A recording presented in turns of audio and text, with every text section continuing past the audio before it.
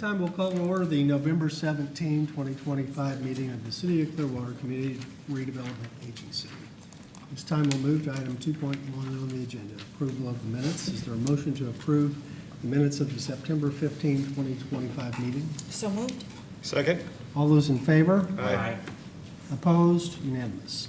This time we'll move to item 3 on the agenda, citizens to be heard regarding items not on today's CRA agenda.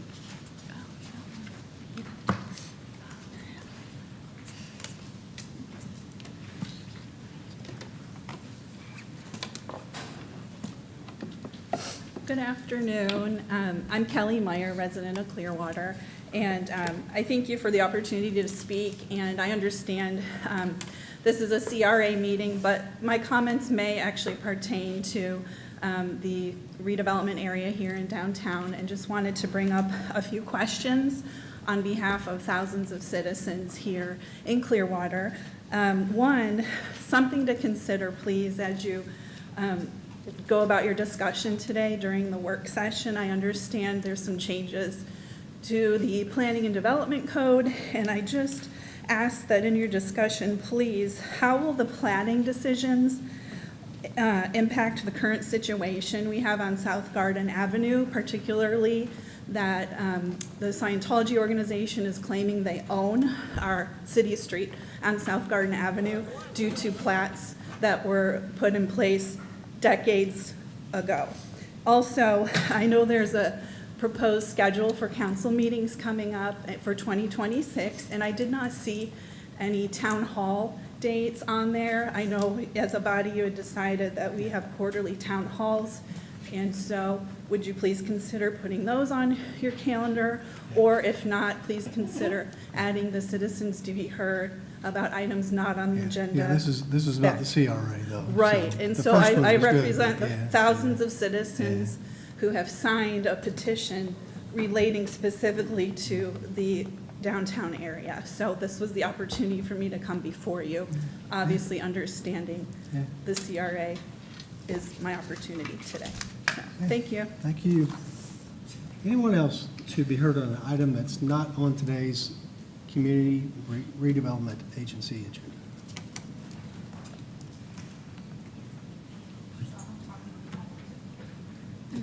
You only get one. Are you speaking on behalf of someone else? Like my minutes and somebody else's minutes? No, you can't. that rule doesn't apply with How many CRA. minutes do I have? 3 minutes. 3 minutes, okay. And again, this is about the CRA, so downtown Clearwater, whatever you want to talk about within the CRA. But today's this section is for issues not on the agenda but pertain to the CRA. Yes, I am Thank aware you. of that.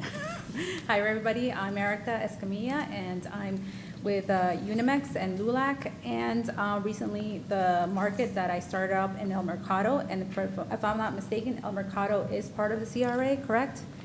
So I'm here for 3 main reasons. The first one, really quick, is I've made a request to have tables and chairs provided by the CRA that could be branded with the CRA logo or the city logo, just so that it can take off a little bit of the burden and cost of having a market there every month and hauling in tables and chairs.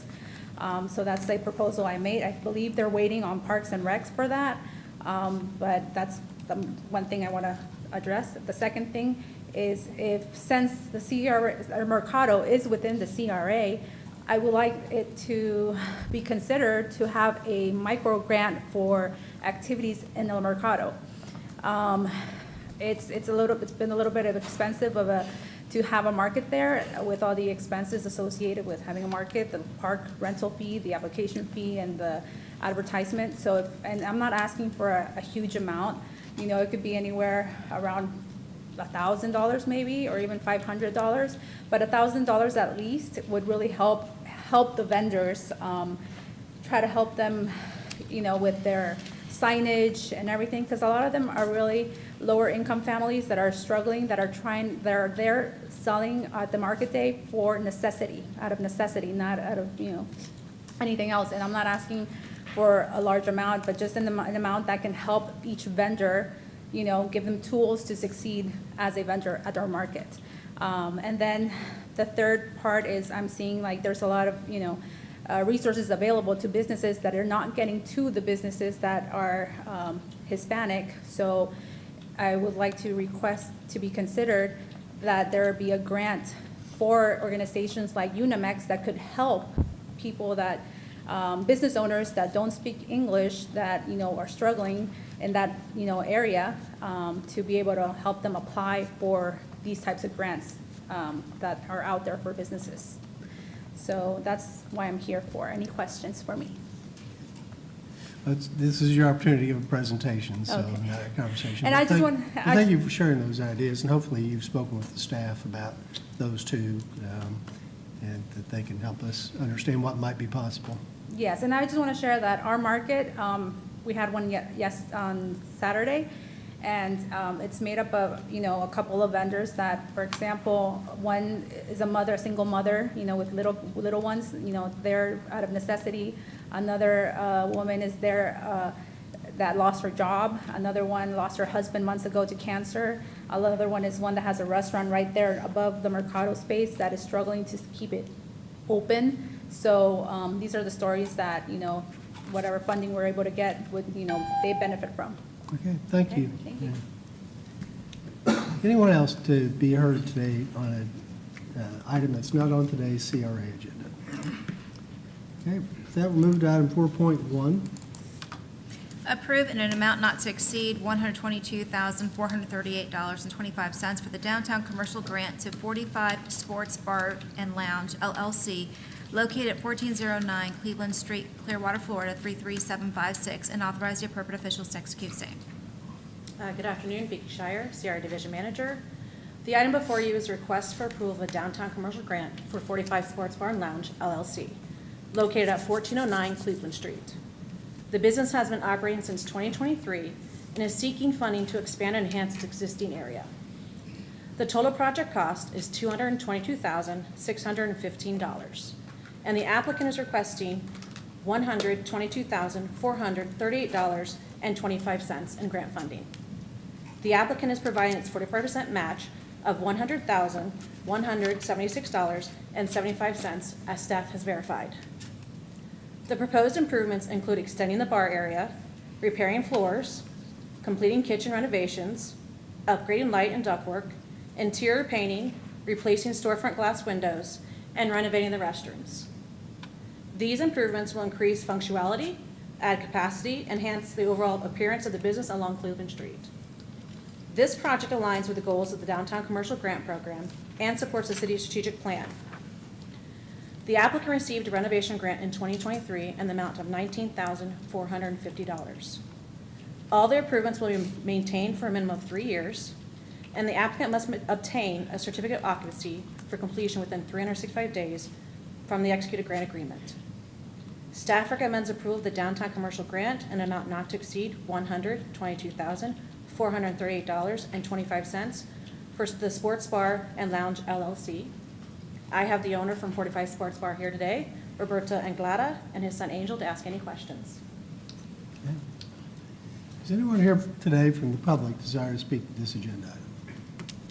Hearing seeing none, is there any trustees' discussion? Councilmember Albritton. Yes, is this a reimbursement grant? Yes, sir. Okay. All right, so we know that all the things that you just listed will get done, and they apply for it after it's completed. Yes, sir, they have to provide proof of payment and invoices, and we have, anything that's permitted has to have a permit and pass inspection approval too. Perfect. Thank you. Councilmember Menino. Thank you, Mayor. Thank you for being here today. A couple questions maybe for staff and then as well as you. I didn't see the sign being updated out front. I think you have a banner there right now, if I'm not correct. Are we putting a sign out there as part of this upgrade? Don't turn his mic on. Oh, turn your microphone on.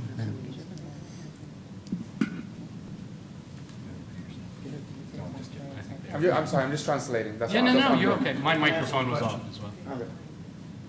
This is Nino, Executive Director. As far as the signage in the exterior of the building, that's part of the property owner. So we're kind of just modifying his particular unit. Gotcha, okay. Vicky, maybe you can help me understand the BTR issues and code compliance issues. Those have all been cleared. I saw Yes, As they of have. September, They they provided us an weren't? updated BTR, yes, sir. And we work with code very closely to make sure any code violations that are fixed during this grant program as well, too. So if there are any code violations, which we have checked, and there's not, but if there's any code violations, part of the grant would have to go towards that. Perfect, thank you. And then when we get a contractor that submits us a checklist, kind of like we saw, and it shows all the work to be detailed and price, how do we as staff verify those costs or understand that epoxy floors might cost $32,000 kind of thing? Can you help me understand that? The applicant had to provide us with 3 quotes, Yeah. and we do our due diligence to check and make sure that the prices are consistent and within reason of each other. We also do the Better Business Check, and we make sure that they're licensed contractors as well, too, so that they're legit business owners. Gotcha. And will TM Innovations 321 be doing the work? Yes. Okay. So they're from the other coast of Melbourne. They're going to come over and do all the work for you? Very nice. I think that is about the only questions I have. Thank you. I know it's exciting you're getting a lot of renovations there, bathrooms and bars and flooring and tearing down walls, and I'm sure that's exciting for you, and kind of followed your story a little bit, and you're struggling and fighting just like so many small business owners are. We appreciate you continuing to roll your sleeves up and fight for our downtown area, and I'm glad the Thank you, city's sir. found ways to help you. Thank you, sir. Yeah. Okay, anybody else? Okay. If not, is there a motion? Move to approve agenda item 4.1. Second? All those in favor? Aye. Opposed? Unanimous. Thank you. Look forward to seeing the results and being an inspiration to make other businesses in the north end of, or the east end of Clearwater, Cleveland Street grow. So congratulations. Thank you, sir. Look forward to seeing it. Thank you, sir, and thank you, CRA, for all they do for me. Yep. Okay, thank you. God bless. Thank you. Okay, that will move to item 4.2. Again, Jesus Nino, CRA Executive Director for the record. This particular item is for the trustees to discuss items on their own, if you have any. If not, we can go to the next item. Okay, anything for us? Yeah. 4 Councilman Menino? 4.2 downtown revitalization? Yes. Yeah. Well, I think it's a very important conversation to continue to have. We're putting, as you can see, a lot of resources, a lot of time, a lot of staff time and resources trying to make downtown successful. I hope we continue to spread the message of the hope and the optimism that this dais, and I know our staff, continues to share regarding downtown. There is some new news and movement downtown that I'm seeing, new signs on windows, a new business that opened up, supposedly a new one coming soon, a mixed kind of restaurant thing. Can you speak to any of those so we can, these are things Yes. that we should be celebrating, right? The activation of downtown? Yeah, definitely in my director's report next. You're going to touch on that next? A little bit, yes. Okay, well, I don't want to spoil all the good news then. We can skip that one then. Councilman Robertson? So I had a chance to walk downtown last night, and yeah, we did see a lot of exciting signs that were up, and it seemed to be, even on an off night, where I call an off night, where they don't have anything at the Capitol or at the Sound, there was still a lot of people down there, and you know, that's something we've been waiting for a long time, and I'm glad to see that happening now. And I would like, just like I think all the rest of us, really think we need to get that message out, because there's still a lot of people that say, oh, there's nothing happening in downtown Clearwater. There's a lot happening down there. And it's exciting because we got a bunch of new stuff that's going to be opening shortly, so I think we need to play that up. Well, the Big Air Sound has changed tremendously. It's introduced people, you know, Yeah. like Ruth Eckert Hall said, 68% of those who have bought a ticket and attended a show have come from outside Pinellas County. So all the, you know, the paradigms of what downtown Clearwater is all about is changing, with the number of people coming down and experiencing music or the park or wherever, seeing it differently. So I think that's gradually having an impact. And hopefully the hotel that's going up soon, and then the Gotham property gets going January 1, and other continued opportunities there on the bluff, we'll see more and more activity downtown. So, okay, anything else on this agenda? Yeah. I went to Market Marine, and several of the vendors mostly retail, non-food vendors, still continue to express interest in being involved in any initiatives that we have in having mobile vendors on the streets. So that's a good thing that they are still expressing that interest. Okay. Nothing else, then we'll move to item 5.1, Director's Report. I'm not sure if you can see it on your screen, but I can't see it up there. There we go. This is a director's report for this month, so I'll just get straight into the grants.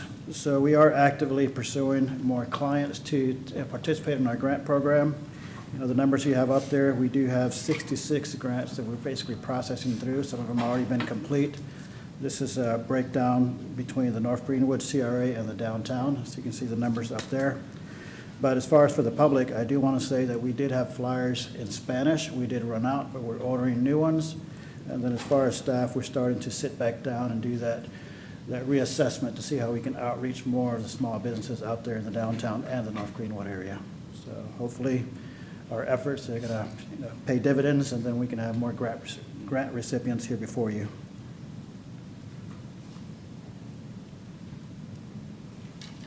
As far as for the downtown,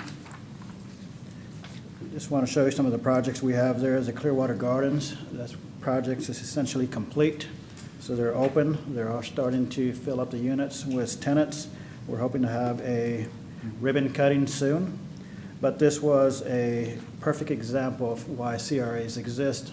In the past, this was a motel that had all kind of issues with crime, with, I hate to say it, but prostitution, drug activity, and just so many other problems that were there in the past. But the CRA did acquire the property, demoed the property, and reinvested funds into that property in partnership with the city's housing department and the rest of the departments, and now it's a beautiful asset there for the Cleveland Street area. Perfect example of why CRAs exist. This one was reported by Ms. Ann Lopez at the DDB meeting, but this is a little bit of bad news. This is for the Cleveland Street Market. A lot of the businesses there, they are shutting down.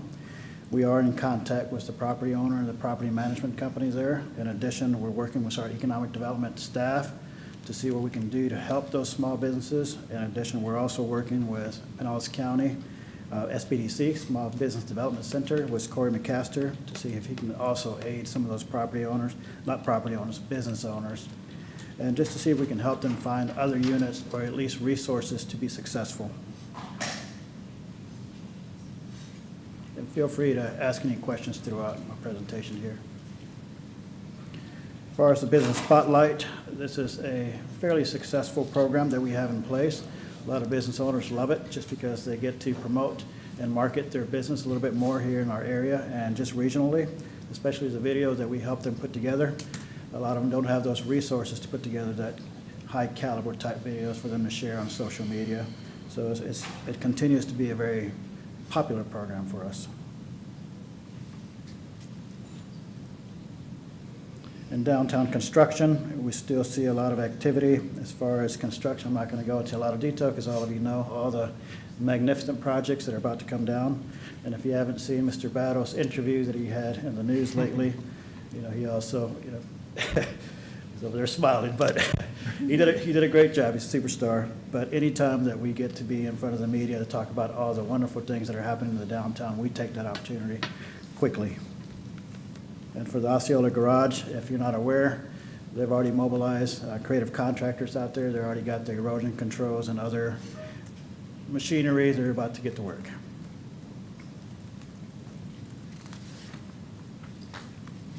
And for downtown, we do continue to have our monthly meetings with the downtown community. These are evolving monthly meetings. Every meeting's a little bit different because we do want to engage the community in downtown. If they say it's a little bit too structured like a city council, then we scale back and make it more of a type of conversation with them. So we're getting better and better.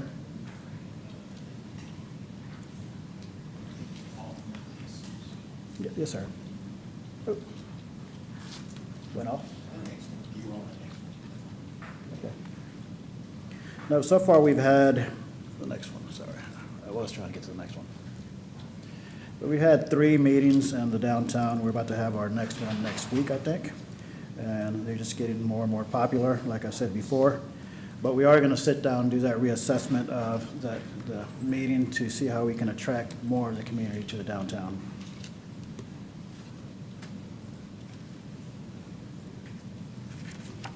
And activation, we continue to do more and more to activate the downtown. You know, we have a lot of other stuff up our sleeves that we're going to bring in at a later date. But right now, we are having some signage installed, or at least funded by the CRA. There's cities installing these signs. For instance, the Cleveland Street District signs, there's about to be installed in the downtown, 3 of them in the 400 and 500 block. Median lighting, we do have lighting out there already.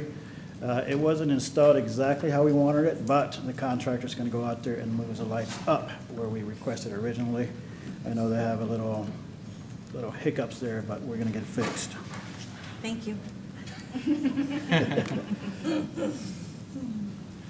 Something about the collars. They're moving them up. Other activation items, we do have kiosks that are out there. We did update the maps within those kiosks. Then bike racks, we've actually ordered bike racks. Parks and Recreation and Public Works, they're taking the lead as far as the installation. We're just the sponsors.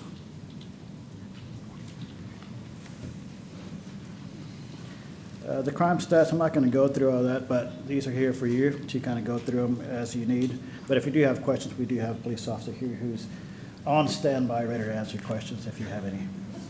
I asked him first.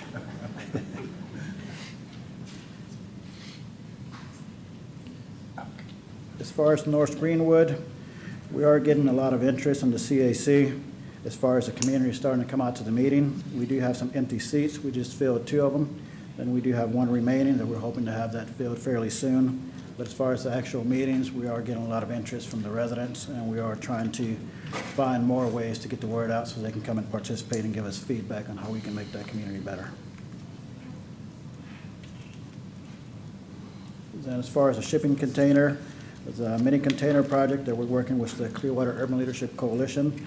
That continues to move forward fairly efficiently so far. We've issued out a $36,000 check to them so they can procure the services of an architectural firm, Gulf Coast Consulting, to help them with their civil work, site plans, and just to work better with the planning department so they can get moving on the project.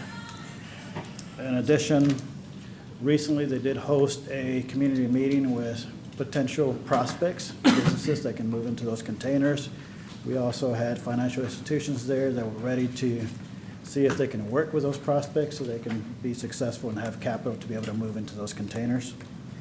In addition, we also have the St. Pete College, Dr. Rojas and his class, working with the Clearwater Urban Leadership Coalition. Ms. Audra Aja, she's going to come back later next month to give a presentation along with Dr. Rojas and his students so they can talk about the fantastic work they've been doing.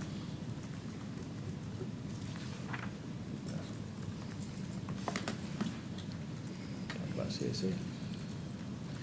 As far as the Northward Elementary School project, so staff is going to be doing a presentation at the City Council meeting on December 1st, 2025. This is going to be at the council work session.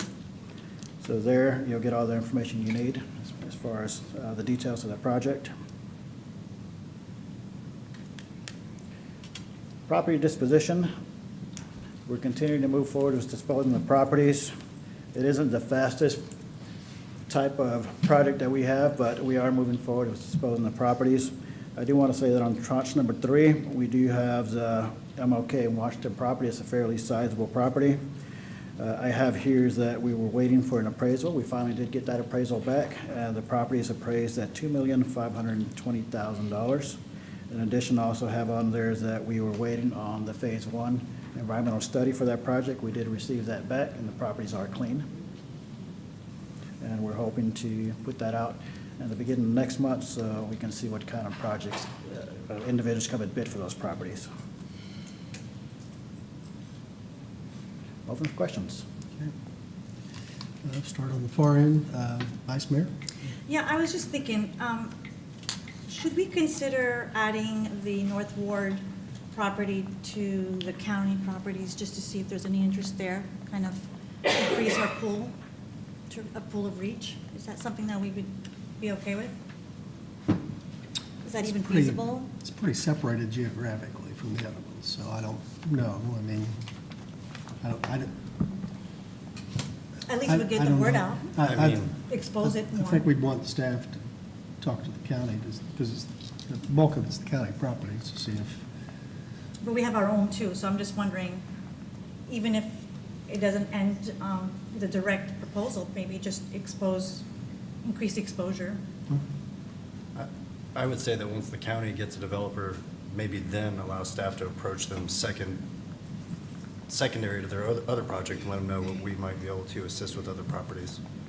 Why not include it with the ones we already have, like the firehouse and the CMA lot and, I would agree with the geographical location too, being a little bit distant outside of it, but also already having a developer on site that has something going on, and then letting them know about that. I don't see any I downfall. wouldn't be opposed to that. It's the first time anybody has brought up that idea to me. I just don't know, like I said, how it works geographically for a developer, whether they'd be interested or not. Certainly staff can ask the county about that. Sure, and just so for a little bit of clarity in terms of what's going on with that process. So early on, the county's contractor, CBRE, did ask if there was any additional contiguous properties that we would be interested in them having as additional sites to be considered for assemblages. And so we did provide them a list of those things. So they do have a list of that. From what I understand, those aren't going to be advertised, like as part of just that there's additional properties potentially available. However, they being CBRE, are currently working on what that solicitation is going to look like. It will come before the council. I don't know that it's going to come before the council officially. We haven't talked about that process yet in terms of if it'll be at a meeting or if it'll be individually through one-on-ones. But you all will certainly have an opportunity to review that, see what it looks like, and if there's anything else that we can add to it. But if council wants me to, I can certainly add that to the list that has already been provided to them. Whether or not, they are interested in that would be up to them, but I can certainly provide it. I just don't see any negative to it. But I think we can make them aware At least make them that we aware. have these, yeah. I think that's fair. I mean, the county's looking for a master developer to come up with a master development plan for all those together. So again, I don't know how far away, walking distance, and I applaud the county. The county is looking for a premier, big idea developer for the properties. So, but I don't mind making the county aware that Okay. if someone was interested as part of that, sure. Okay. Yeah. Any other? Yeah. I want to back up a minute to the Clearwater Market. I was disappointed to hear that they had gone out of business, and I was hoping them the best because they got off to a rocky start with developing that. It took years, and they ran into problems with the building, having to rebuild some of the building that wasn't really their fault. But I've always said that if you're going to put your money in a restaurant, location, and I know that was kind of out away from everything.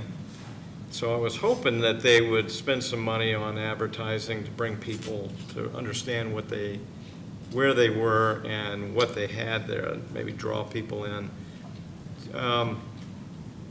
Do you have any reasons why they failed? Was it because of lack of advertising or people going in, or? It's all of the above. They do have a very tough location where they're at. They were trying to rely a lot on the tenants that were around that area, and unfortunately, they weren't really going down there to cater those businesses that much like they expected. Yeah. And sometimes they just went down there and got on their laptops, and that was just rarely unfortunate, very unfortunate for them. But that's the resources that we're trying to connect them, even though it's kind of after the fact now. Originally, we were trying to help them as well to see if we can find resources, but this is it's a tough location. Yeah. Okay, I just thought maybe there might be something that I missed, but we'll see if we can get that cranked up again somehow. Then they got to know that they've got to really advertise it. The reality is there's just not a lot of foot traffic on that part of know. Cleveland, and there's not a lot of vehicular traffic. So even if they had signage, I know some of them wanted to put up more signage, and really, I don't know who would see the signage until we start generating more traffic, foot and vehicular, along that route. So I think it's going to be tough for the type of businesses that these were. Maybe other businesses that don't need that visibility that would succeed there. But I think right now it's just tough until we get more traffic through there. Vice Mayor? You know, when I had a business, when there was no foot traffic in downtown, it didn't take me long to realize that when you have no foot traffic, you have to be event driven. You have to have specific events scheduled. And so I was hoping in the future, if they all would get together and actually have a very robust event list so that it would bring people for that specific event. Without foot traffic, people are not just going in. And so it's challenging, but I think that's one of the only ways that they can overcome that lack of foot traffic is having events consistently. And if they would work together instead of different businesses or different stalls, but act as one, and have an event every night, I think that's the only way you can overcome at this point that low foot traffic. Councilmember Menino? Thank you, Mayor. I agree with you. You know, years ago, we kind of shot ourselves in the foot when we shifted the bridge orientation and moved those thousands and thousands and thousands of cars from our downtown area and shifted them to the north. I know the businesses down there are extremely supportive of keeping Cleveland Street closed. The unintended consequences that are, we're not getting the foot traffic, you're also not getting drive-by traffic and people seeing new businesses and signs and people and life because we close it. So that is definitely going to be a challenging location. I appreciate your report. You hit on a lot of the hope and optimism that I mentioned earlier. There is so many things going on downtown, and I think we have to continue to find ways to share that hope and excitement with the community that many don't know. I know we say a lot about construction and what's coming on. Unfortunately, with the words construction and those kind of things, that brings a negative connotation to people's minds sometimes. I wish we had faster and further discussions regarding some sort of marketing and branding plan down here. We're missing a lot of opportunities with a lot of great events, a lot of doors opening, a lot of new businesses, a lot of shovels getting put in the grounds. I think that's a great opportunity for us. I hope we can continue to further those discussions. Just for instance, downtown Jacksonville did it. I don't recommend using their slogan, but it was Jacksonville's on fire. Might scare some people, so I wouldn't say that's the one. But they used it for probably 2 years leading up to their $1 billion of downtown renovations, and they had a lot of success with it. I think, we're kind of missing the boat a little bit on that. I thank you for the report.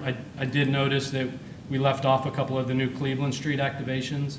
Can you give us any update on any of those? Say the burger joint, I see, new signs in the window. Do we have any expectations on opening or progress of that? I know Bistro successfully opened, had a great ribbon cutting, and the one next door to it, a multi-use kind of multi-venue bar. Any updates on those? Yeah, we have many small businesses that are opening up. I don't have the specifics as far as detail, but I do have some staff here if they want to come up and say anything. Yes, me and Ann Lopez were talking about it earlier, so. Ann Lopez, CRA Assistant Director. I have reached out to the owner of Flipside Burger. Haven't heard back from him yet, but I did speak with the property management, the gentleman who's overseeing the management of bringing in those businesses. We're supposed to link up the next time he is in town, so hopefully that will be relatively soon. In an upcoming meeting, we could provide updates. But I was provided the email address for the owner of Flipside Burger, so fingers crossed. Good start. Thank you. Yeah. Yeah, I just think we need to continue to talk about the activation and exciting things that are down there. We have a lot of hope and optimism in new projects.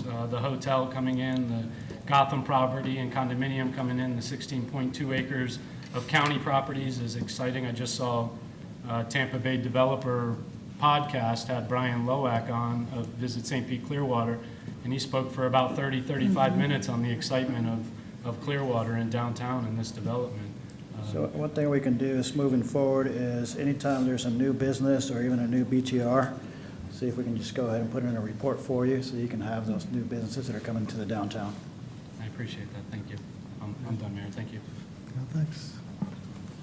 Councilmember Cotton? Well, the burden of going last is everything's already been said, but I will just double down on, if you haven't had a chance yet to visit the District Bistro, it's a fantastic establishment. I think that the ambiance is really cool, so make sure that anybody watching, anybody in the audience, try and make it down there, especially if you're going to a show at the Capitol Theater or the Sound.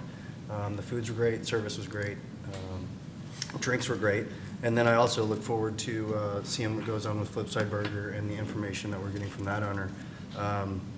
We're still in the infancy stages, right? But we're making progress, and I think that that's what we really need to highlight, as Councilmember Menino was saying.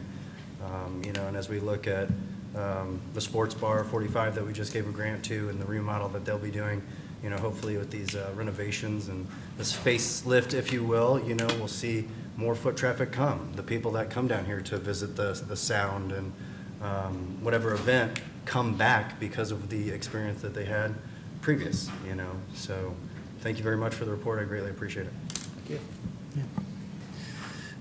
Well, to echo what everybody else is saying, we all want downtown Clearwater to be successful. Everybody and throughout the entire city. We've had a slow road getting there because it's taken a long time for things to get activated. So we certainly celebrate any activation that is going on and ask the community to support, these businesses as they open. So we just continue to look forward to Downtown Bistro. Echo Councilman Cotton is fantastic. Owners have already had a place there on Cleveland Street for a while, and so it's really a second location for them, and it's great to see them flourishing. Family-owned business, couple with a young child, and really great to see them flourishing. But we just need to keep the momentum going, and hopefully we'll see more openings and things actively going on, and the community will come out and support these businesses once they actually open. So, yeah. So with that, any other questions for the director? Yeah. If not, we will adjourn the November 17, 2025 meeting of the City of Clearwater Community Redevelopment Agency. And we'll recess for just 2 or 3 minutes while we switch out some things here and get ready for the work session.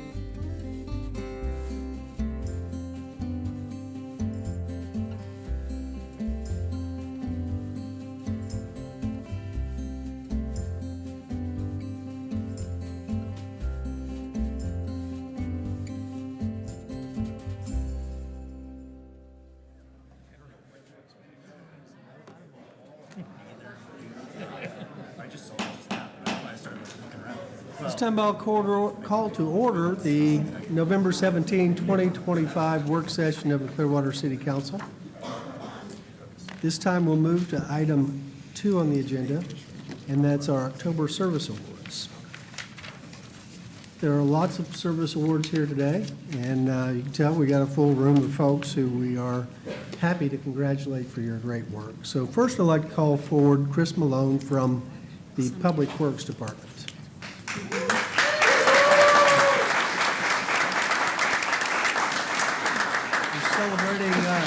celebrating Chris's 20 years with the City of Clearwater, and the City Manager will read his appreciation notice today. Hello, sir. A Clearwater resident since 1971, Chris long aspired to give back to the community that shaped him. From St. Pete College, he received his Associates of Arts and Associates of Science degrees in an area of study geographic technology, geographic communications, architecture, sustainability management, and business management with a Bachelor of Arts and Science in Management Organizational Leadership. That's a lot. That is a lot. Chris began his career with the city on October 17th of 2005 as a Survey Assistant 1, where he played a key role in implementing trilateralization GPS technology. I apologize if I did not say that right. Collecting data from all 156 benchmarks citywide. His professionalism and technical aptitude quickly led to a series of well-earned promotions across departments. In May of 2006, he was promoted to Development Review Technician in Planning and Development. In August of 2006, Chris was promoted to Traffic Engineering Assistant in the Engineering Department, Traffic Division, and served as the primary permit preparer for 5 years of the city's Ironman events. In 2009, he hand-drawn detailed map of Clearwater Beach, became a permanent artwork posted on the Marina kiosk, and was featured in the City Communications Net newsletter. From July of 2010 until today, Chris has been working in the Geographic Technology Division of Public Works and Engineering, where he went through a series of promotions from Drafting and Mapping Technician, CAD and GIS Technician 2, to Senior CAD and GIS Technician. In December 2024, he took an additional responsibility as a lead worker of CAD and GIS Technicians Group. As an essential working during COVID-19, Chris led his GIS team while also supporting engineering permit reviews. For many years, he has become a public records research specialist and an archivist of city projects and plan sets for engineering. Beyond his technical impact, Chris has played a central role in boosting employee morale, organizing every employee appreciation luncheon for engineering and public works. His recent leadership shined as lead move coordinator for the MSB renovations project and was recognized in June of 2025 as a citywide employee of the month for beyond the expectations of his role, demonstrating remarkable initiative and commitment. Recently, retired construction manager, division manager, and landscape architect Tim Kurtz once said, "Chris always goes the extra mile to present his findings in a clear and concise manner. There are many times that Chris has saved the day by finding the one document that clarified the issue." Chris's dedication, skill, and positive spirit have made a lasting impact on the City of Clearwater and all who work with him. Please congratulate Chris for 20 years of outstanding service. We look forward to celebrating many more achievements in years to come. Chris, you make Clearwater thrive.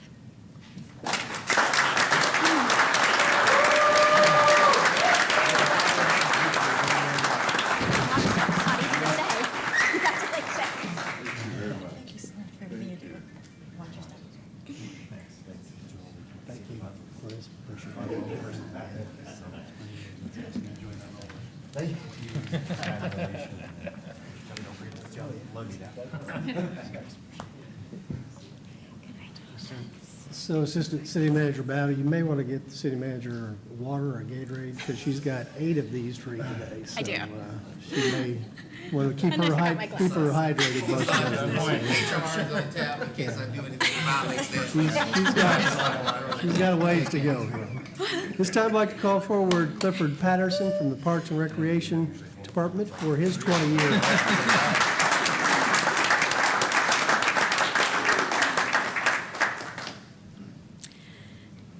Today, we proudly celebrate and honor Cliff Patterson for 20 years of service in the field of aquatics with the City of Clearwater.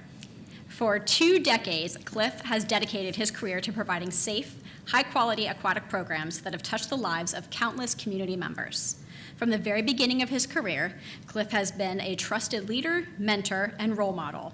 Through teaching hundreds of children to swim, coaching summer pool team programs, and mentoring new staff, Cliff has not only helped individuals gain vital water safety skills, but also inspired future aquatics professionals. Many of those he guided credit Cliff with sparking their passion for serving others.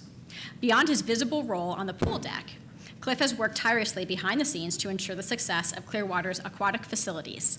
Whether maintaining rigorous safety standards, improving operational efficiency, or adapting programs to meet the evolving needs of the community, his contributions have been essential in keeping our aquatics program strong, relevant, and impactful.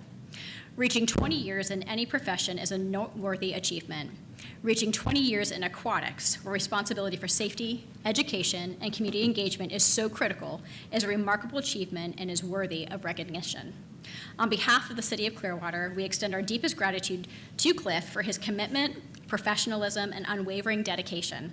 His work is a reflection of our city's values, demonstrating how high-performing government and superior public service come to life through actions of dedicated employees.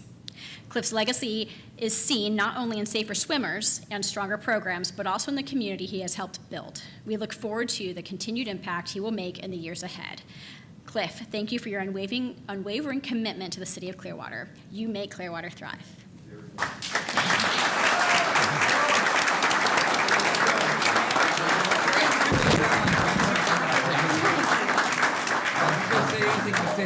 Thank you, Cliff. Thank you, Cliff. Right? Thank you, guys. Right? I heard that one. Forgot my glasses. Thank you, Cliff. Appreciate you.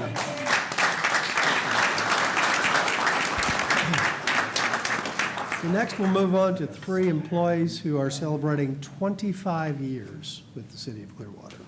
This time, I'd like to call forward Kevin Klein from our Clearwater Police Department.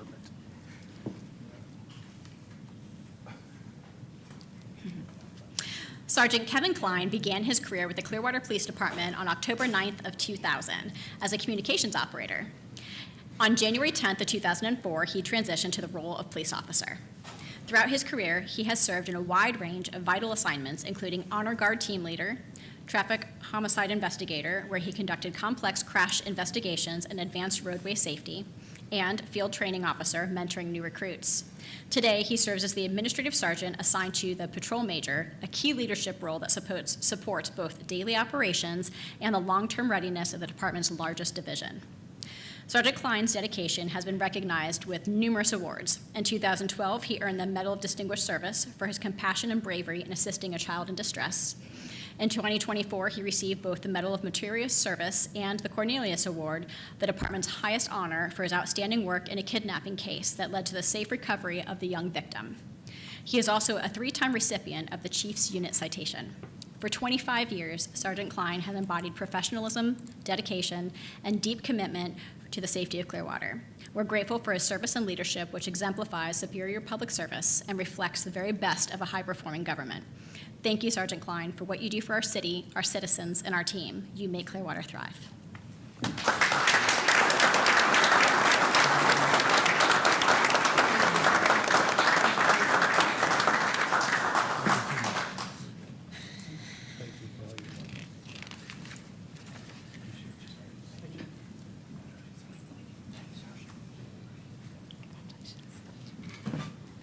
Next, I'd like to call forward LaShawn Price from the Clearwater Police Department.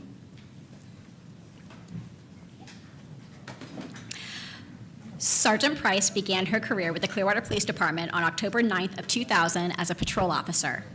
Throughout her career, Sergeant Price has taken on a wide range of assignments, from officer-friendly to detective in the Vice and Narcotics Unit. In 2007, she accepted what would become her most rewarding roles, serving as the school resource officer for Oak Grove Middle School. For more than a decade, she acted as the trusted liaison among school officials, parents, and law enforcement. Whether leading a campaign to provide lights for students' bicycles or sponsoring a mentorship group for young women, she made a lasting impression by being a role model for her students to look up to. Her dedication was recognized in 2017 when she was named the Pinellas County Schools Resource Officer of the Year. Colleagues described her as wonderful, effective, and tough but fair. Her commitment to service has also been recognized on other occasions. She has received 2 Chiefs Unit citations and 2 letters of commendation, one for her work in the Officer Friendly program and another for her efforts in helping close a well-known nuisance property within the city. At the City of Clearwater, we recognize the milestones like this reflect more than years of service. They highlight the values of high-performing and superior public service. Sergeant Price's career demonstrates the commitment, integrity, and excellence that help our organization deliver meaningful results and foster trust within the community. Sergeant Price has consistently embodied the highest standards of law enforcement and community service. We thank her for her 25 years of dedicated service to the safety and well-being of Clearwater. Sergeant Price, you make Clearwater thrive.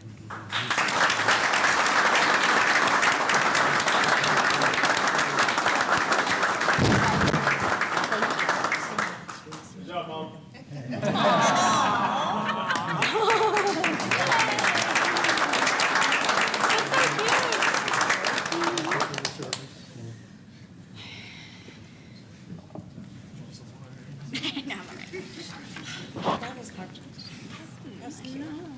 Recess, Jen, you good? I'm doing all right. I think I've got it still.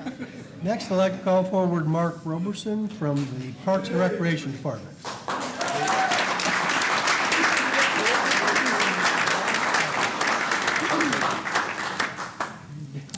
Mark began his career with the City of Clearwater as a seasonal pool guard at Holt Pool in the summer of 1999 and has been in or around Clearwater pools for the past 25 years. Mark became a full-time aquatics leader in 2000 and was then promoted to an aquatic programmer in 2002. He was once again promoted, this time to an aquatic supervisor in 2006. Mark has spent most of his career overseeing aquatic programs at the Long Center, but he is our go-to guy when it comes to making sure all city pools and splash pads function properly. Although Mark's knowledge of aquatics maintenance is outstanding, his superpower lies in his ability to teach and mentor others. Over the years, Mark has taught thousands of children life-saving skills, one stroke at a time. Mark is more than willing to share his knowledge by teaching staff in everything from CPR to lifeguarding skills. He is a certified Red Cross water safety instructor, aquatic facility operator, lifeguard trainer, and CPR first aid instructor, making him an invaluable leader in both safety and education. Known for his outstanding work ethic, leading by example, and always having a positive can-do attitude, Mark has received multiple recognition awards in his years with the city, many of which mention his willingness to help others and his ability to provide service with a smile. His contributions to the City of Clearwater have not only enriched the community, but also safeguarded lives of countless residents and visitors both in and out of the water. Mark's dedication extends beyond aquatics. His career reflects a deep commitment to high-performing government and superior public service. Through his leadership, professionalism, and passion, Mark continues to embody the values that make Clearwater thriving and a safe community for all. Thank you, Mark, for your continued and dedicated 25 years of service to the City of Clearwater. You make Clearwater thrive.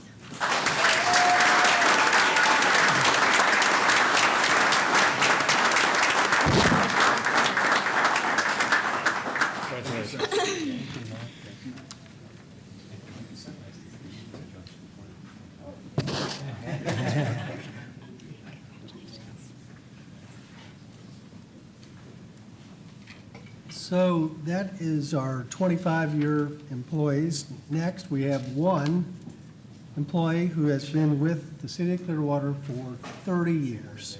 And so I'd like to call forward Judy Martin from CGS Energy.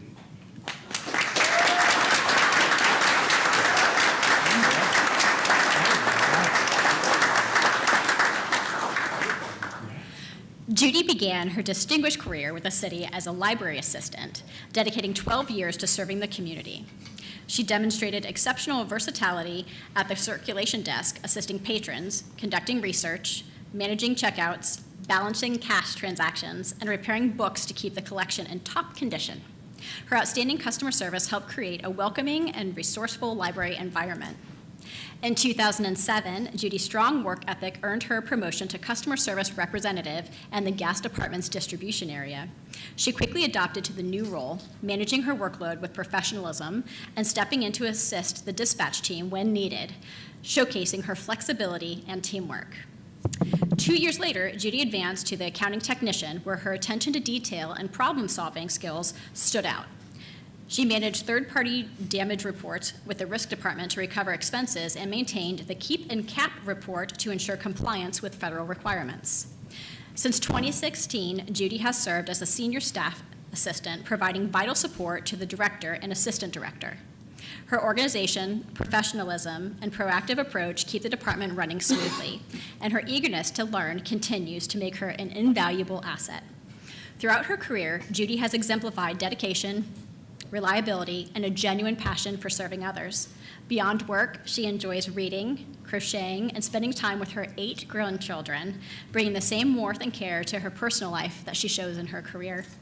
Judy's remarkable journey is a testament to her unwavering commitment to the city and its community.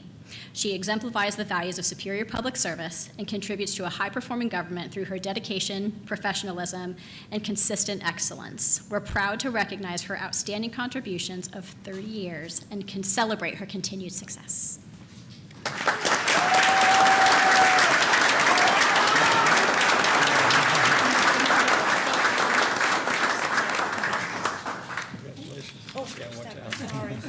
Thank you, Judy, for all you've done.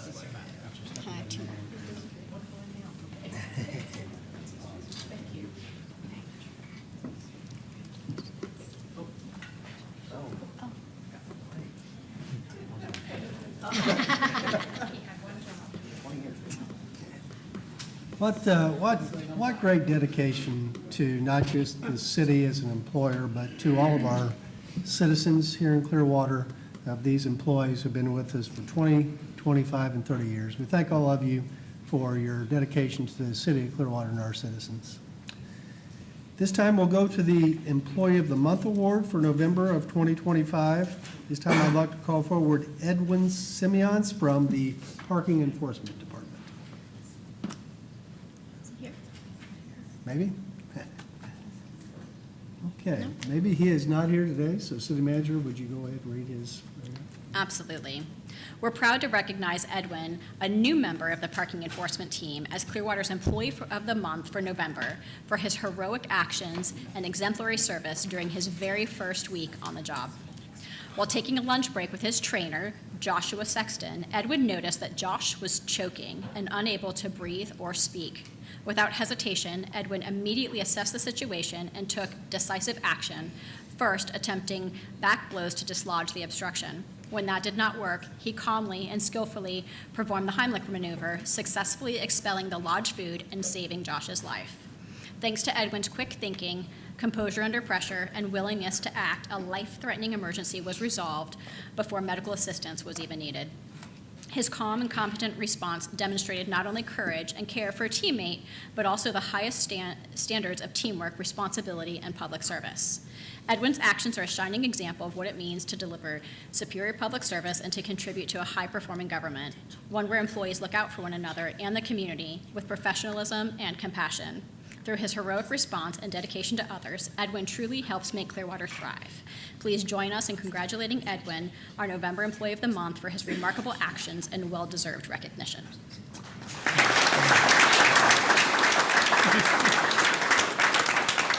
I'm sure Edwin's out there enforcing parking and maybe even saving a few lives today, so he's not able, but we'll make sure Edwin gets his award.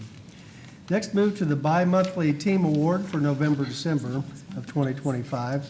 This time I call forward the PBI cleanup crew, specifically Paul Mack, Jordan Rich, Maurice Hunter, Sedgwick Moore, Matthew Samuel, Bryce Talley, Severon Hips, Chancey Anderson, Joel Donegan, Timothy Palmes, Thomas Lucas, Chris Beckham, Michael Morant, Jamie Gatewood, Sawyer Day, Mitch Arnold, Marquise DeBose, Michael Blake, Jeff Paynham, Fred Coker, Eric Keels, Michael Deathridge, Timmy Benitez, and Najaz Glaze.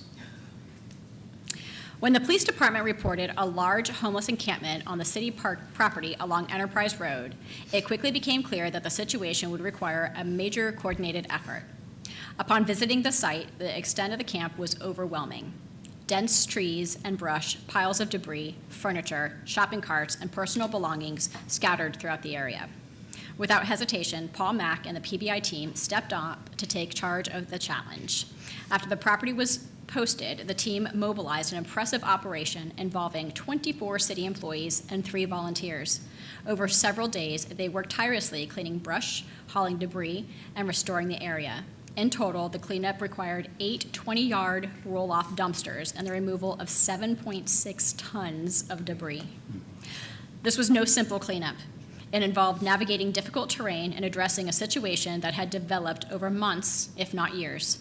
Despite the demanding and unpleasant conditions, the team approached the task with professionalism, compassion, and determination. As one of the code enforcement officers shared, people don't often realize the scope of what we do. It's not just about enforcing codes or cutting grass. It's about stepping up to handle tough, often unseen challenges that make our community safer and cleaner. Thank you to the CBI cleanup crew's hard work, teamwork, and dedication. The area has been fully restored. Their efforts truly exemplify superior public service, the spirit of high-performing government, and the commitment that helps make Clearwater thrive. Thank you all.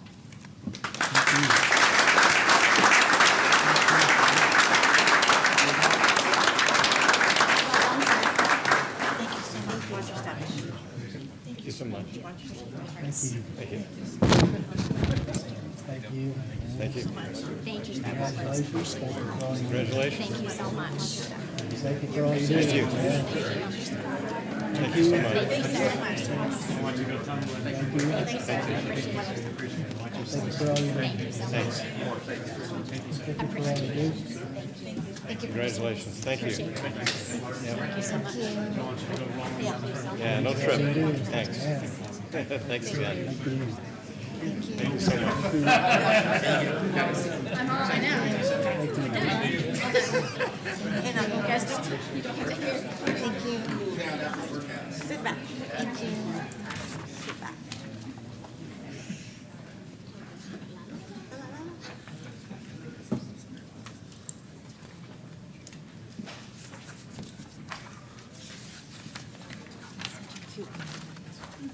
You can always tell from a football game which players are playing the hardest by the ones that have their uniforms are dirty. And these guys came in here straight from the field where they're getting dirty every day. And it's so great to honor these folks. We have so many employees like them that are out there in the field, hot sun during the summer, working so hard. And to see them recognized today is really great for all of us. So thank you for making sure they got over here today.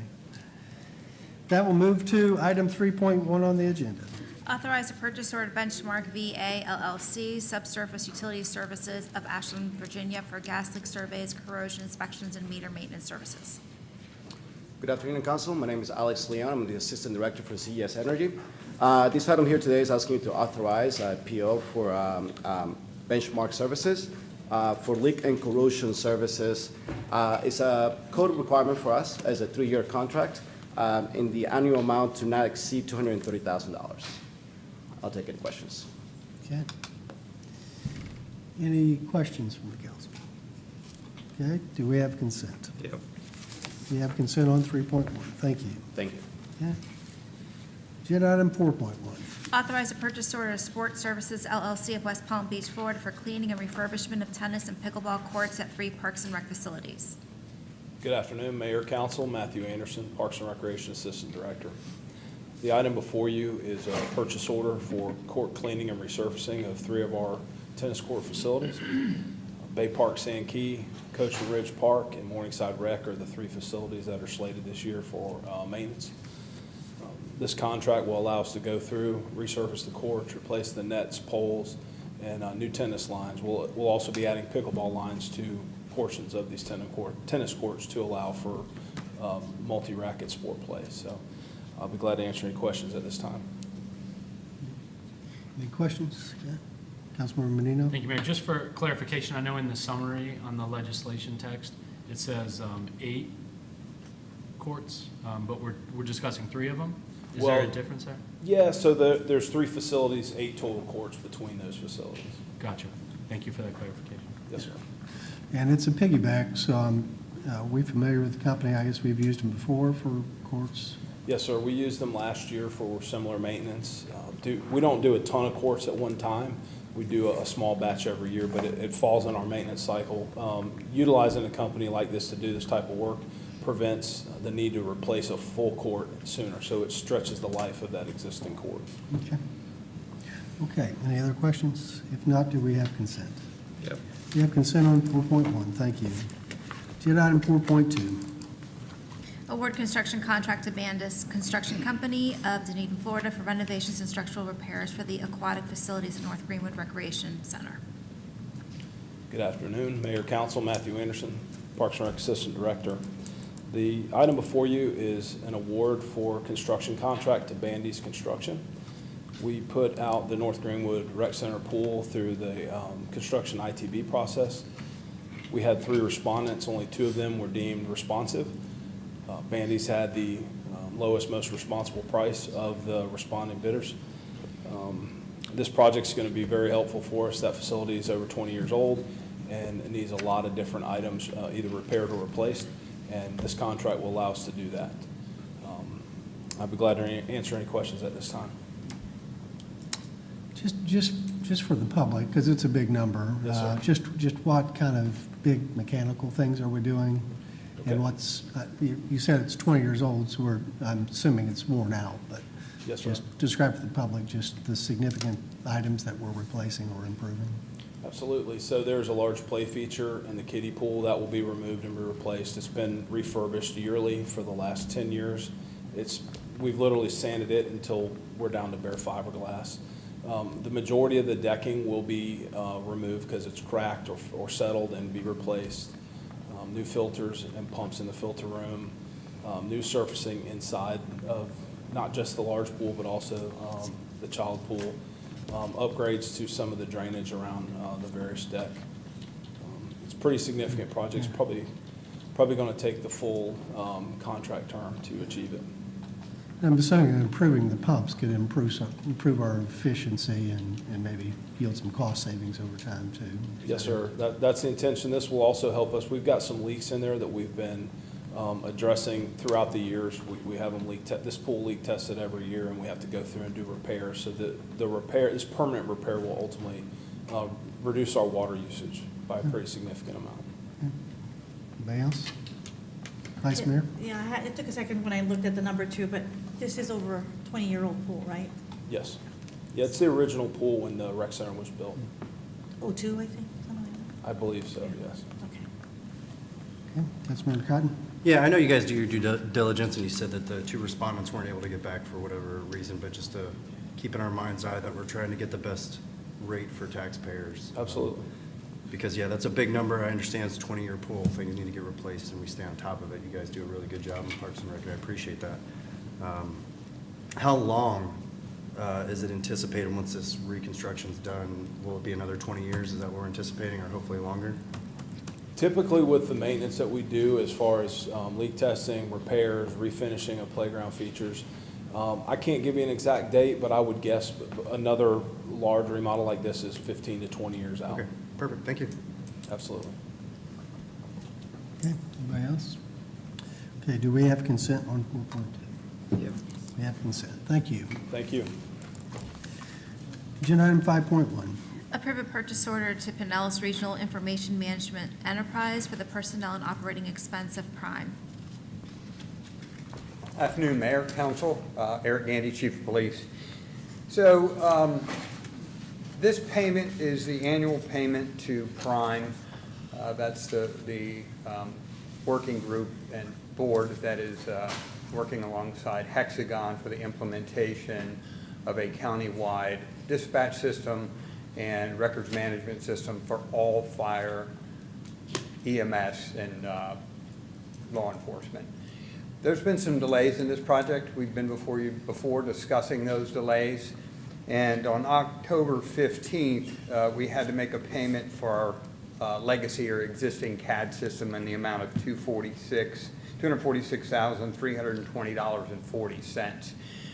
On that date, when you gave the approval, I did indicate that we would be reimbursed through the Prime Consortium in that amount.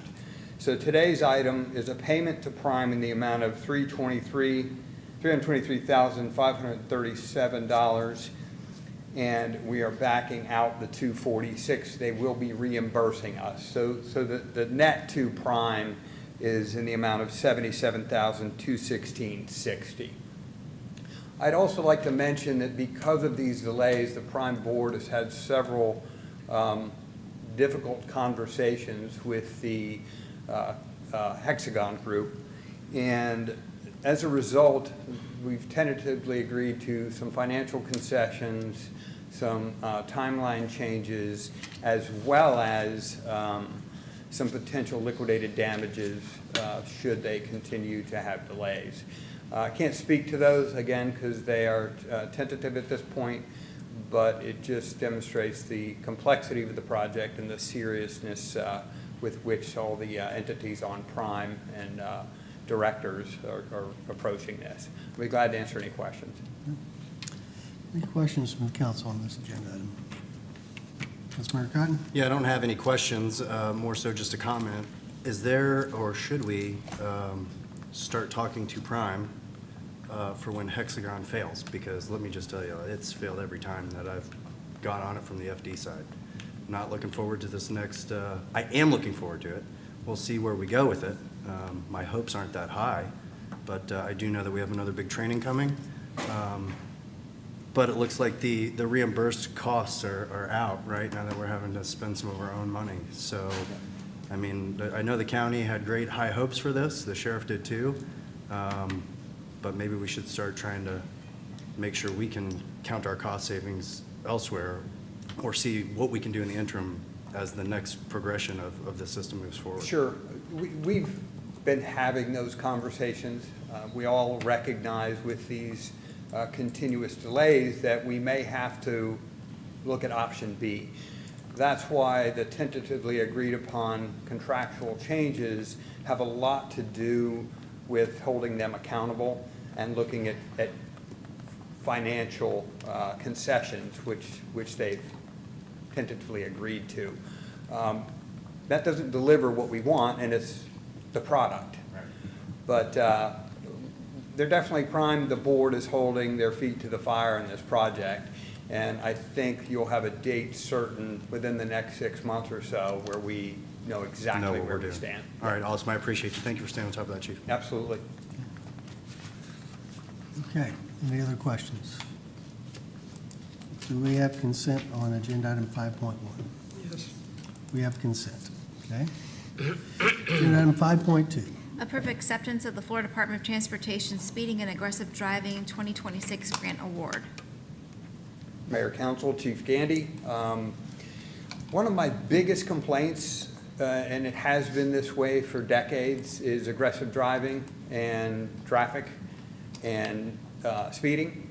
It's consistent, it's constant, and despite, I think we're on pace to do 40,000 traffic stops this year, we still have a need. FDOT has also recognized that need, and they've offered these grants. Deputy Chief Wallach identified this one and pursued it, put a good package together. And what this will allow us to do, and the challenge we have in patrol is generally those 40,000 stops outside of a specialty unit like the traffic team. It might be an officer going from one call to the next, and they observe a violation, they make the stop, and then they're off to their next call. This will allow us to have dedicated details, perhaps up on US 19, where we have someone running laser and 3 or 4 chase cars stacked up ready to apprehend the violators.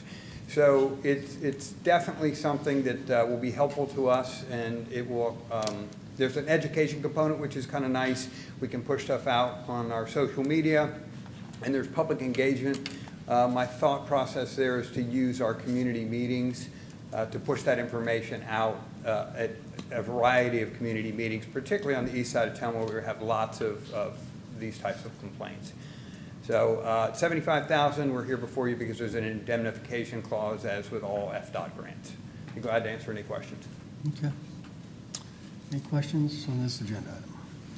If not, do we have consent? Yes. We have consent on 5.2. Thank you, Chief. Agenda item 5.3.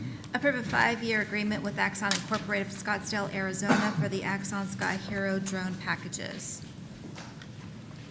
Good afternoon, Mayor, Council. Lieutenant Justin Howard with the Police Department. I'm here today seeking to replace existing equipment and accessories due to the equipment being at end of life.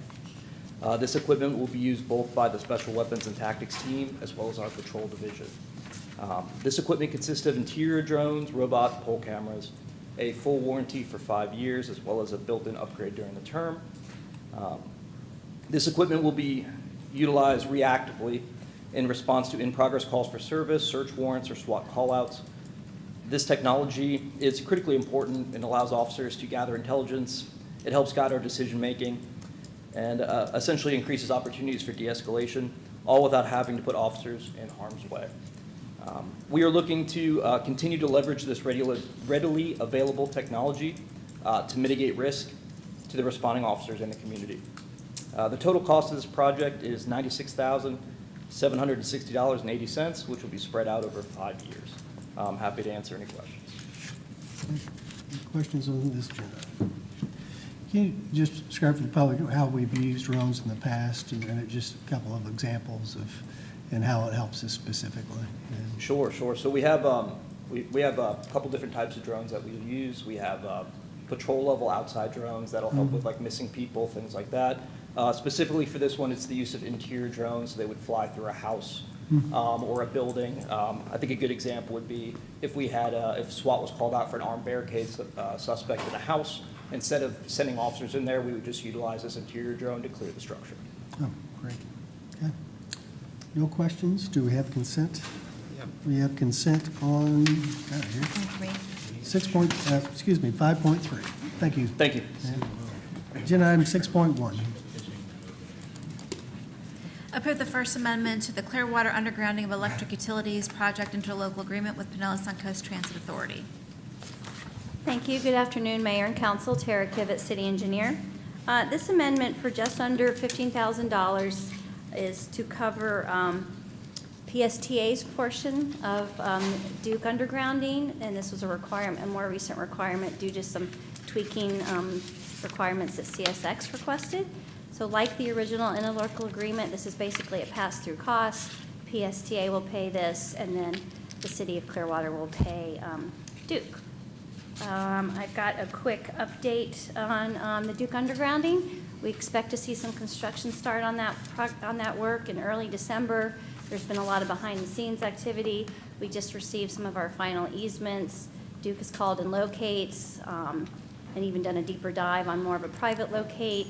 And the city continues to coordinate with all of the joint users, the private communication companies that are co-located on those poles to get design and costs for them. We'll be bringing back another request for some funding of that in early of the year. Our original, the first time you approved this project, you did approve $1 million, and right now we've spent just under $700,000, and that was our cost directly to Duke. And then we're also coordinating with FDOT and Duke on some of the street lighting that may be affected. So any questions? Yeah, I have two. One is well, it starts at the new City Hall and then goes south to Court Street, or is it start at the MSB building? It does include the MSB block. It actually starts at Cleveland and goes down to Court Street. Okay. So it was 4 blocks where PSTA is paying a quarter of that. Yeah. And are we allocating more money to this here today, or we're agreeing to accept it on, or pay it on behalf of PSTA, and then they're going to reimburse us? Exactly, the latter. So we're not agreeing to any more additional? No, exactly. So because this was CSX related right there at Franklin, related to the PSTA's portion of the project, they are paying this. But I had talked to Jared about it, and he had said it would be a good idea to bring it to council because it is truly an amendment to the interlocal agreement with PSTA. Okay. Any other questions? If not, do we have consent? Yep. We have consent on 6.1. Thank you. Thank you. Agenda item 6.2. Approve an amendment to the interlocal agreement between Pinellas County, City of Clearwater, and other NPDES co-permittees for water quality monitoring. Good afternoon, Sarah Kessler from the Public Works Department. This amendment is for the dates only. So it provides a 5-year extension to the existing 5-year agreement with Pinellas County for surface water monitoring. So water quality monitoring is a requirement for the city's stormwater permit, and Pinellas County does most of the monitoring throughout the county. St. Pete does their own, so we're just part of the North Pinellas part of it. And then we just pay a portion of the program cost, and it's based on a percentage of our jurisdiction in Pinellas County. So annually, the county will send us the water quality report, and then we will take out our little city portion of it and write an assessment of a summary of their Clearwater waterways, and include that in our stormwater permit, our annual permit report, which is due in January. And so I'm happy to answer any questions about that. Any questions on this agenda item? Councilmember Cotton? Yes, ma'am. Do you know why St. Pete does their own? St. Pete has their own MS4 and PDS permit. And so they have slightly different parameters than the rest of the county has. It's very similar, but the rest of the county is all on the county's permit, and so we all have the same requirements and the same things for monitoring, and so St. Pete's is a little bit different. Thank you. Okay, do we have consent? Yes. Okay, we have consent on 6.2. Thank you. Agenda item 6.3. Award a construction contract to Gator Grading and Paving LLC of Palmetto, Florida for the 2025 street resurfacing project. Good afternoon, Mayor and Council. I'm Anna Holland, Transportation Division Manager for Public Works. We closed on September 24th with Greater Grading Paving as the lowest, most responsible bidder for the city's annual street resurfacing program. Gator's asphalt pricing remained competitive. The asphalt items that we use most frequently only increased 4 to 7% over the last year and remain within the 0 to 5% compared to Pinellas County's active contract pricing. Even if continual inflation, the city has secured asphalt pricing that are consistent with countywide benchmarks and allow us to continue delivering cost-effective resurfacing work. The annual roadway resurfacing program preserves the pavement, prevents premature deterioration, and maintains both the wearing surface and the roadway subsurface citywide. Resurfacing priorities are based on pavement condition assessments, citizens' requests, and staff field observations, each verified and ranked by the Transportation Division and right-of-way staff. Staff coordinates year-round with utilities to ensure needed repairs are completed before resurfacing, reducing the need for patches afterwards. Major roads planned for resurfacing include Island Way, Windward Passage, Pierce Street, Park Street, and additional corridors citywide. Neighborhoods and local roads include Woodgate 3, Clearwater Manor, Sunnydale, Tropic Hills, and this is a unit price contract not to exceed $3 million annually, and the city may extend the contract for up to 3 additional one-year terms throughout September of 2029. I'd be happy to answer any questions. Great. Any questions? And just for the public, again, there's a great map attached to the agenda item that shows the areas that are going to be resurfaced. Correct. A reminder to them and everybody that this is city streets we resurface, that Correct. DEFDOT and the county have their own responsibility for their portions of it. Yeah. And the island, the state's folks will be happy to know that it marks on here, it's a time-sensitive priority site, because they've gone through a lot of piping and construction out there, and it's pretty rough, so they'll be happy to see that as well, so. Okay, do we have consent on this agenda item? Yes. Okay, we have consent on 6.3. Yeah, lost my place there. Thank you. Yeah, agenda item 7.1. Approve Pinellas County EMS ALS First Responder Agreement Amendment Number 1 between Pinellas County and the City of Clearwater.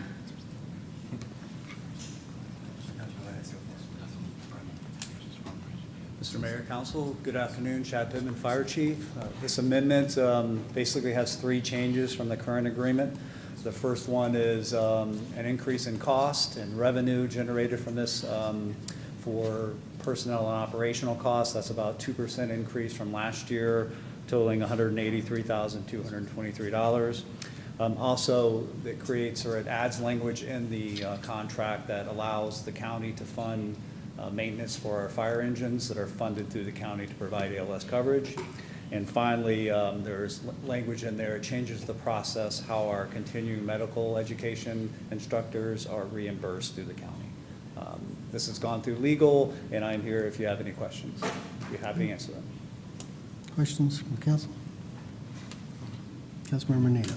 Chief, thank you. You're welcome. I know this issue has come up in the past, and there were some sticking points on it that we had some issues with in the city, and making sure we were properly reimbursed for work that our men and women were doing on behalf of the county. And I appreciate staff working hard to get those kind of ironed out. I think we all know we're in a better place for the city of Clearwater and the taxpayers. My question is, seeing the 2% increase, was that throughout the whole county as far as municipalities, or just Clearwater? Is it any different than, like, say, St. Pete? I don't know what St. Pete is off the top of my head, but generally speaking with these contracts, you only go for an amendment if there's an increase of 3% or more. We're a little different this year because we had the other ones, the maintenance for vehicles. That's really why we're here. Gotcha. Otherwise, we would not have to do an amendment. Most fire agencies are going to their council, the commission, to do amendments because their cost has increased more than 3%. Yeah, and that's kind of where my questions were coming from, with so much escalation of cost and maintenance and labor. 2% seemed pretty low when, sorry.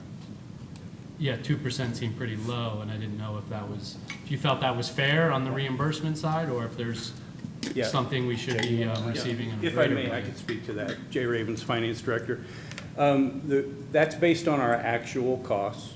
The reason we're coming in so low is because of the change we made to the pension plan. The funding for the pension plan decreased our pension contribution significantly from the prior year. That's negated much of the other cost increases and has driven us down to that 2% level. You'll recall that was significant savings for the general fund. Yeah, right. In the budget process. It means we're getting less reimbursement because our pension expense has gone down. Fair. Yeah. Gotcha. Thank you for that. Okay, Councilmember Cotton. You done? Yeah. Thank you. Chief, how are you doing? Good. Real quick question, the contractor-funded units, engine 46, 47, and 48, for my colleagues here, those are ALS contractor-funded, is that correct? That is correct, yes. So what that means is it's a paramedic that's an advanced life support unit. Has the county talked with us at all about those contractor-funded units when we have to utilize our paramedic we're paying for to ride into the hospital with a BLS Sunstar unit? Typically, about every February, the county asks if there are going to be any enhancement requests, and that's when the cities or fire agencies come to the county with those requests. I'm not aware that Clearwater Fire and Rescue has asked for that kind of funding, but again, February will be here before we know it. Oh, yeah, we should get them all funded too. That'd be perfect, right? See that increase. For sure. I've definitely got more questions for you, but I'll have them offline. It's not pertaining directly to this, but welcome. I hope Thank you're you. enjoying your time here, and I look forward to where you take us. I am. Thank you very much. Thank you, sir. Appreciate it. Okay. Anything else on this agenda item? If not, do we have consent on 7.1? We have consent. Thank you, Chief. Yeah. Agenda item 8.1. Approve amendments to the Community Development Code updating the city's plating process to address statutory changes pursuant to Senate Bill 784. Good afternoon, Lauren Matzke, Planning and Development. So my items will be a little bit longer, this one though not quite as much as the next one. So this past legislative session resulted in several statutory changes which necessitated then amendments to our Community Development Code to remain compliant with the statutes. Ordinance 985625 addresses the city's plating process, which the Senate bill required that final plating be moved to an administrative process. The bill also establishes some basic parameters regarding noticing, which includes that the city must send written acknowledgement of receipt of a final plat application or of any plat application within 7 business days. The notice has to identify anything missing from the requirement and also speak to the time frame in which it will be reviewed. I'd like to just say that this is something that's pretty consistent with the completeness process that we already follow, at least for preliminary plats. So we're not making any substantive changes in terms of process. For context, preliminary plats have been and will continue to be reviewed by the Development Review Committee. When a preliminary plat is accompanied by a planning application that would otherwise require approval by the Community Development Board, for example, if they're requesting flexibility to lot sizes, that planning application will still need to continue forward to the board for approval, and then we would be able to process the preliminary plat administratively. Planning and development, our staff has been working with the city surveyor to establish how the process will work for final plats, since it does normally come through you and the city surveyor has always processed those. So the way we see it is we'll continue to take them in. The city surveyor will continue to review against the legislation governing final plats.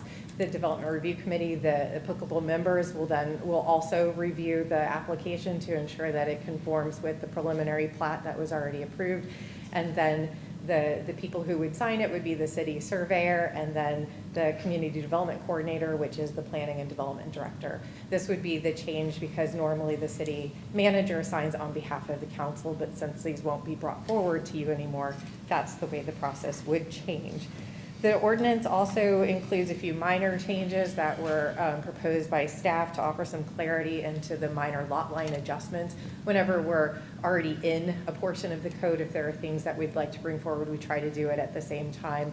So we just get some questions about it, and there were some tweaks that we can make to language that we think will make it easier for everyone to understand. So in an effort to get this done by the end of this calendar year, this is being scheduled concurrently with the Community Development Board. So we'll be presenting it tomorrow for their review, and we'll bring forward their recommendation to the council on Thursday evening. Okay, any questions? Please. No? Okay. All right, thank you.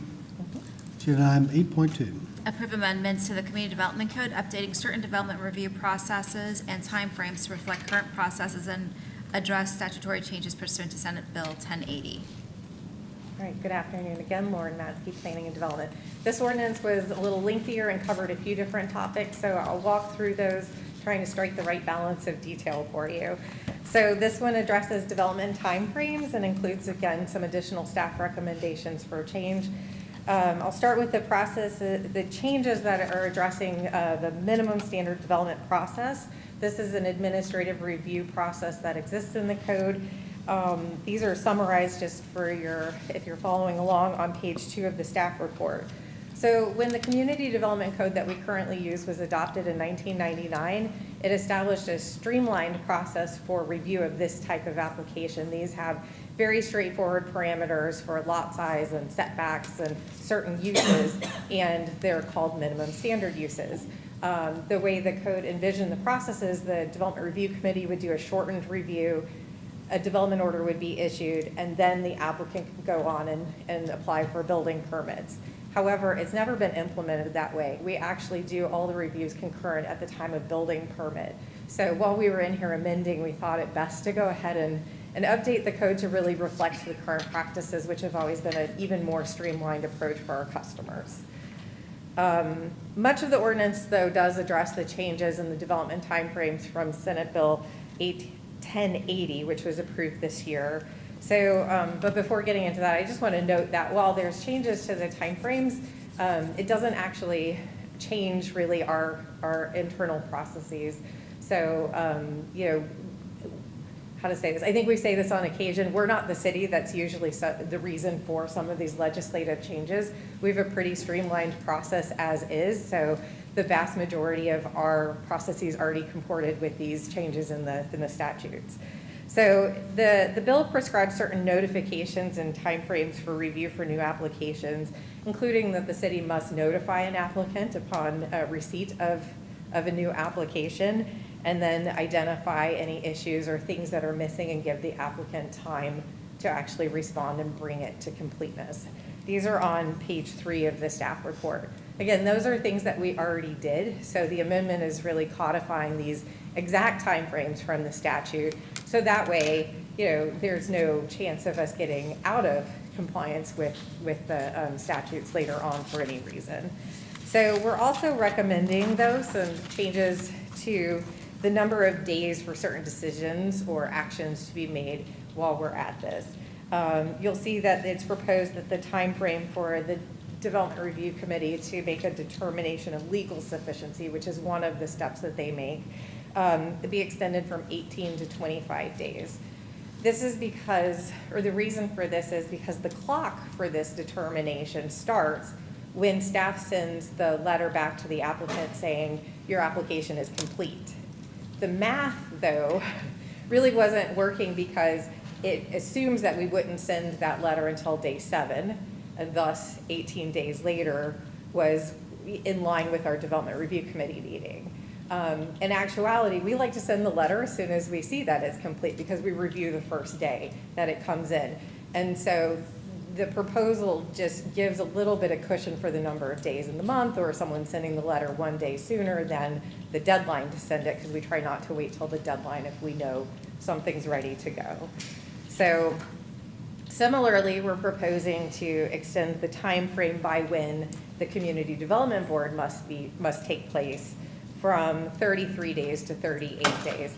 And this is very similar. It's all about when that clock starts. And on some of the longer months, there was a chance that we were right at day 33, or when I was running all the math, maybe 34. So just to make sure we're fully consistent with our own code, we're proposing that. But we're not, there's no intention of changing the date of the Community Development Board meeting, which has historically always been the 3rd Tuesday of every month. The Development Review Committee meeting is the 1st Thursday of every month. So procedurally, no change, but in the code, some cushion, I guess you could say. So there was some earlier legislation that established some maximum timeframes for certain types of applications, and we've been compliant with those, but since we're amending the code, we want to go ahead and work those in as well. So it sets a standard for a quasi-judicial hearing, which would be the zoning applications that go to the Community Development Board. There has to be a decision made either to approve with conditions, or deny an application within 180 days. And then for the non-quasi-judicial hearings, which for us would be our administrative processes, we have to do the same. It's 120 days to approve with conditions, or deny. So this codifies that from the statutes into our code. That is also detailed on page 3 of the staff report. So the last major grouping of proposed amendments are really the ad hoc changes that staff is proposing, and that's to enhance readability or bring consistency with current practices. These are generally found on pages 4 and 5 of the staff report, and in lieu of a detailed explanation, I'll just go through a couple of quick bullets for you. So there's some minor changes to the general procedures for development applications, including when an applicant can resubmit, because if they're denied for it being insufficient, meaning they were just missing some pieces, we recommend that they could come back and resubmit as soon as they have fixed what they needed to and want to reapply, as opposed to having them have to wait a little longer before they could reapply. Additionally, while it makes sense, we kind of know what the building official has purview over and what the community development coordinator has purview over, we spell that out. So the building official reviews against the Florida Building Code, and the community development coordinator reviews against the Community Development Code. Yes, both CDCs. And last, just incorporating a statement that says a denial must include citations on what formulated the basis of the denial. Partially in the statutes, but also just good customer service. So, and then a few housekeeping items where language was needed in Article 4 to keep consistent with amendments that were, that other topics of amendments that have taken place, like when we moved affordable housing, those projects using the affordable housing density bonus to a level 1 approval, there was a spot in here that we missed, so kind of just changing a few of the language pieces and carrying it over. So general housekeeping, again, that we like to do if we're already in a section of the code. So similarly, we wanted to get this one done in this calendar year, so this will be presented to the Community Development Board tomorrow, and we will bring forward their recommendation on Thursday night. Okay, any questions for the director? Great. No, Councilmember Albritton? no questions really, just a comment. It's good that you're updating all those guess you're actually codifying some of those things. Is it probably more advantageous for the community for projects, now that they have a little more time to actually see what project, if they want to talk about it or so forth, to come in to talk about it at the CDB? I'm sorry, I'm not quite sure I follow the question. In other words, I if apologize. somebody comes in with a project and you said there was time added for public notice, was that right? Oh, the time is our code sets a maximum number of days from the time of the Development Review Committee determining an application is legally sufficient until the first Community Development Board meeting. So that's what we use. So that's our time to write our staff reports and everything like that. It keeps our process moving for the applicant. So they have a certainty, you know, if they're good here, this is by when their meeting will be. Yes, okay. I understand that. So, I mean, we would always recommend, you know, coming in for any of our pre-application processes if you have questions in I advance. tell everybody, do a DRC before they're, Yeah, our Building Plan Review Committee every Wednesday, free. Come on in. Yep. Okay. Vice Mayor? It took me a couple of reads, I have to be honest. It's I was not sinking in, so I had to take a break and then start over again. So everything clarified after a while. But there was one thing that I just couldn't understand how the 33 to 38 days was going to align with the calendar. And so your explanation, thank you so much. It all comes back to the starting of the clock from when you send out the stuff. So thank you for clarifying that. That was the only outstanding question I had. Okay.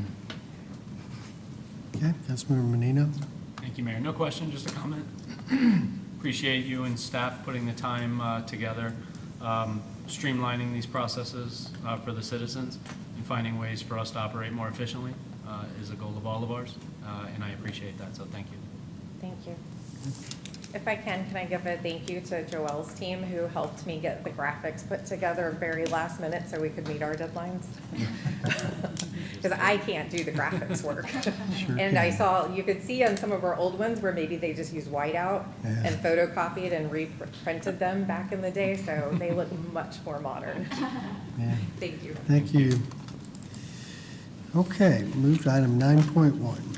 Approve the 2026 City Council meeting schedule. Council members, I've included a draft proposed schedule for next year, and that's based on Council Rule 1, where it says you will meet on the first and third Thursday of the month, except on January, July. You will meet on the second Thursday only, and then in December, you will not meet on the third Thursday. And so I'll go over some of the anomalies. For the most part, we didn't really have any anomalies according to Council Rule 1 as well. If a holiday falls on a Monday, the work session is moved to Tuesday. So you'll see that on the proposed schedule. The conflicts that we did identify were, one, to accommodate the observance of Passover, which is observed April 1 through April 9th. I'm proposing we have a council meeting only on that Monday instead of a work session. Just have a council meeting only on that day, no consent agenda. And then to accommodate for Jazz Holiday, which is October 15th through the 18th, to move the Thursday, October 15 meeting to Wednesday, which is historically what council has done to accommodate that request. And then the one that I'm seeking council consensus or direction is to accommodate some travel schedules among council. I'm proposing that we not hold a second council meeting in March, so cancel the March 16th and the Thursday, March 19th, which means that the first meeting in March will be a little heavy, but if you move it, then that kind of interferes with the beginning of Passover, so that's one of the reasons why. And then move the April 13th and the Thursday, April 16 meetings to April 20, so the following week, April 20 and April 23rd. In addition, you will see that I have a proposed council meeting only for the budget, and right now that is, we're going to go ahead and schedule it on that day for the second meeting. the county has already identified their meeting schedule, but it's tentative, so in the event they change their budget hearings, we may have to change ours. Because we just happen to our meeting schedules coincide too much, so we're not gonna be able to do that, but we'll keep an eye on that. And then hold a special work session on Thursday, January 29th, from 9 to 12, and that's our historic annual strategic session. Okay, any discussion? Okay, everybody okay with moving the April 16 meeting to the week of April 2023? That's the only real change you requested, right? Yes. Yeah. Okay. Okay. I'm going to throw another one out there. If we could move that strategic planning meeting to either the 28th or the 30th. Right now it's a Thursday. If we could move that to either the Wednesday or Friday, that'd be awesome. What day is that? January 29th, so that's a Thursday. To the 20th? Unless that affects anything. I'll find out and see. I don't know if council wants to meet on a Friday, but, so That's, I'll check and see if we can Friday, do Wednesday, January 28th, if that's what you're looking at. Apologies. That'd be better. It's okay. Yeah, I'd like to move that to U.S. Conference of Mayors winter meeting is 29th and 30th. So, Okay. 28th. So the 28th, okay. I'll confirm with calendars, but, And then I accept an invitation from the U.S. Conference of Mayors to attend a delegation trip to Israel, May 4th and 7th, so I will be out, but just anything you all want to we get can, through without me weighing in. there's and an when you're out, opportunity. sir, we'll make sure that there's nothing There you major. You'll go. be aware, Yeah. and the vice mayor will take over, Yeah, so. You don't need to move it, but I'll be out for that, yeah. I do have a question regarding the second meeting in March. Is there consensus to not hold that meeting? That's fine. Okay. I mean, And just to confirm, Mayor, you said the Conference of Mayors, that's on the 29th or the 28th? It's that Thursday, Friday, usually. Thursday, don't Friday, start so till Wednesday, the Thursday. 28th So would Wednesday work. would be fine for me. Okay, all yeah. right. Okay. And then which one did you just say we're moving the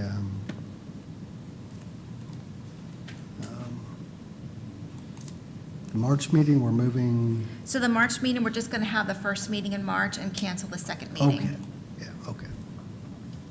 Yeah. Okay. Good. May I place it on consent with those changes if there are no issues with the January 28th? Okay. Good.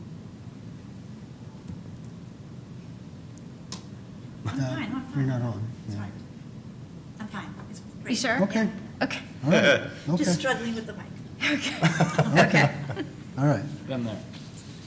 Thank you. Yes. is the answer, yeah. Thank you. Okay, so we'll move to item 10.1. Mayor, 10.1 is mine. I know we've discussed this extensively through one-on-one meetings. Beyond what we've shared privately and beyond what's in the agenda item, I don't plan on saying much unless council has questions for me. This is the claims bill. Okay. Any questions? Okay, not, do we have consent? Yeah. Yes, we have consent. Okay, 10.2. Mayor, 10.2 and 10.3 are second readings. 10.3 includes the edits from the last council meeting. Other than that, they are unchanged. Happy to answer any questions.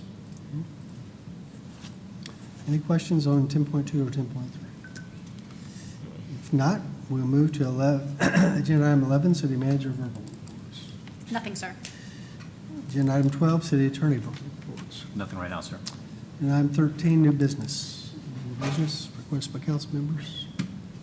Hearing none, move to item 14, council comments. None? Okay, agenda item 15, closing comments by mayor. I don't feel it'd be appropriate for me to give comments after nobody else did. So. And appreciate the staff wanting to move along. So we'll move to item 16, and that is to adjourn the work session of Clearwater City Council, November 17, 2025.